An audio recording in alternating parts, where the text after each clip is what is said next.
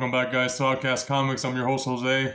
On today's episode, this review of the X-Men episode 8, it's going to be not like the other ones. I'm not going to be showing you the entirety of what I'm talking about as a review of what's happening on the show. It's to not give you too many spoilers, but more to want you to go watch it. So that's what's going to be happening. There are going to be a few spoilers, but not too many. So again, if you don't want to get any spoilers, 3, 2, 1. All right, so on episode 8, my thoughts on it was another good episode, but some of the emotion that I was supposed to get, like to get me really into this episode of what's happening with Bastion and everything, I felt it was lacking, not because the intent was not there, but more of the execution of it.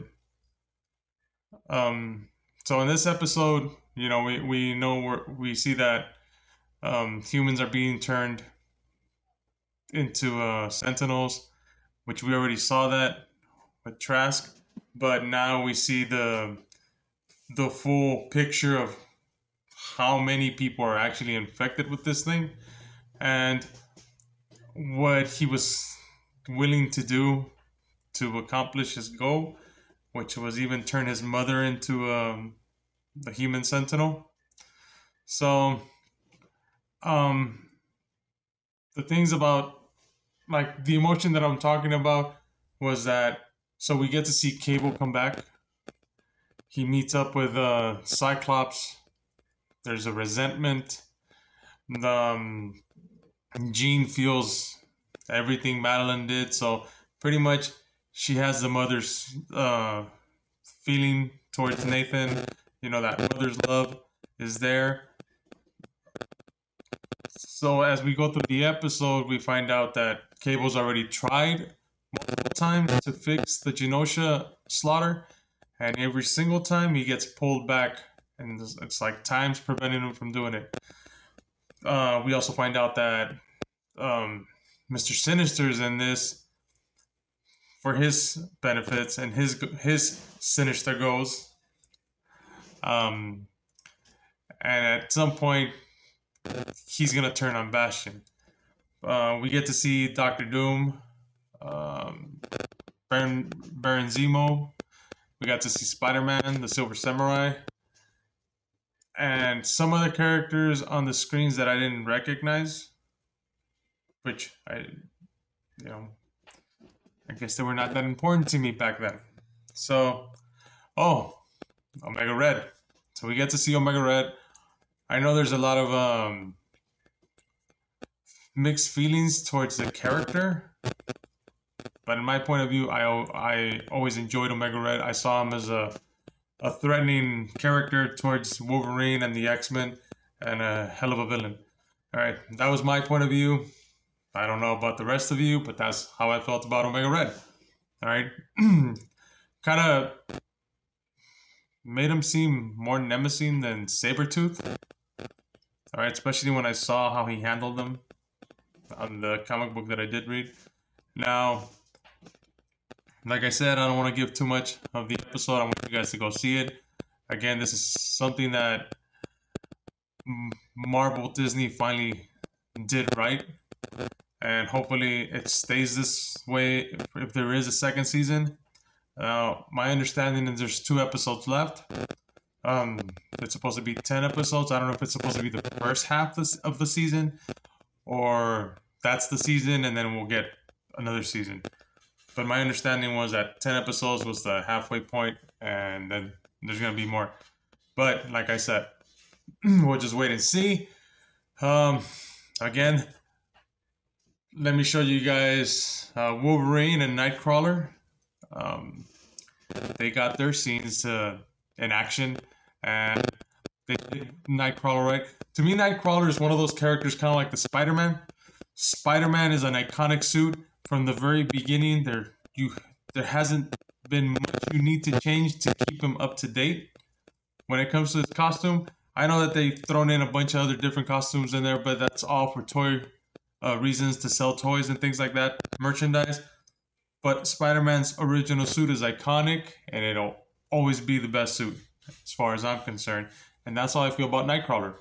Nightcrawler's costume from the very get-go to me was like, damn. That was my favorite X-Men on the aesthetic. Alright. So my introduction to comics was the X-Men. I love team-up comic books.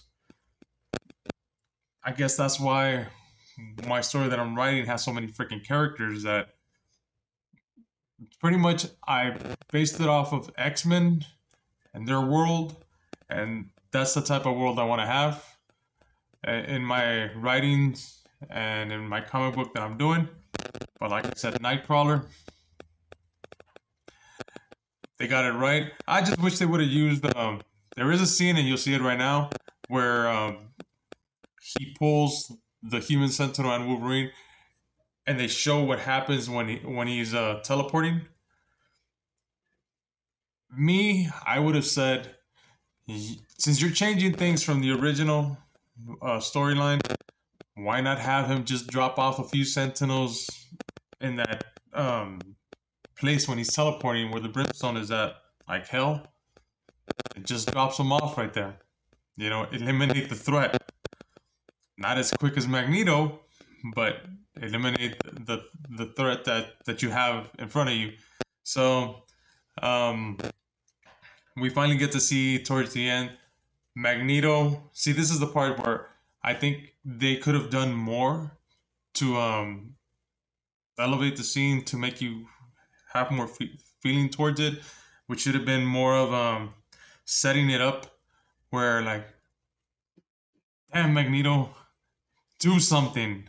All right, they tried, and they did okay, but I think they could have done a little bit more to get the audience more into it. And, you know, like some of the other episodes, like To Me, My X-Men, you know, that kind of a feeling. I thought it was missing that little feeling.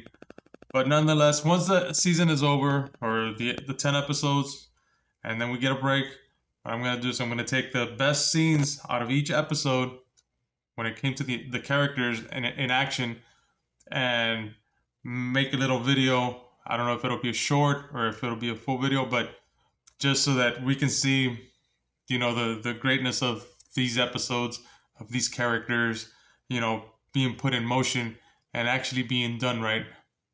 All right, guys, this is what I had to say about this episode. I hope you guys enjoyed it. Enjoy what I had to say. And if you did, please like, share, subscribe. Join the family.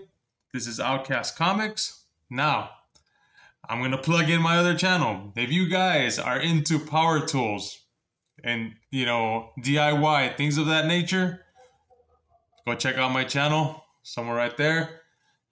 Daily Dose of 2 Reviews, where I do reviews mainly on Harbor Freight tools, but I put them up against no-name brands like DeWalt, Milwaukee, and Rigid, and things like that. So, again, if you guys are interested in that, check out my channel. I'll leave a link in the description.